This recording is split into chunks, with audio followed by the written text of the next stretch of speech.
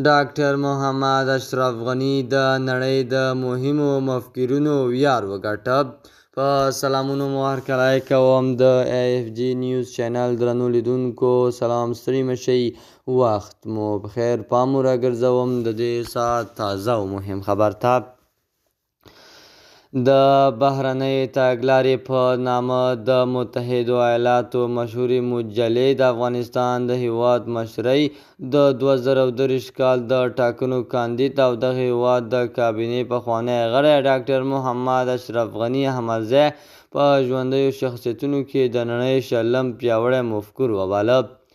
د مجلې په نیولیک کې د امریکا هیواد مشر باراک اوباما او دغه هیواد د بهرنیو چارو وزیر هیلي کلینټن او د برما د مشهورې سیاستوالې انګ سان سوچن نومونه هم شامل دي. ډاکټر محمد اشرف غني یوازینی افغان دی چې په یاد شوي لیست کې شامل شوی دی.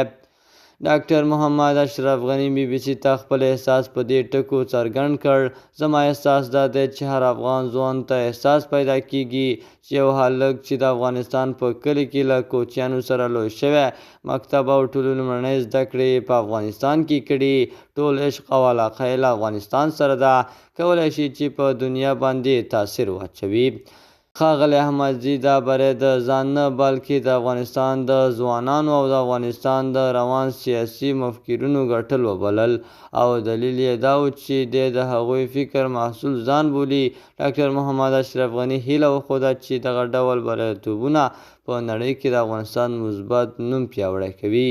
د AFG نیوز چینل درنو لیدونکو، دا و زموږ د دې ساعت چمتو شوی خبر.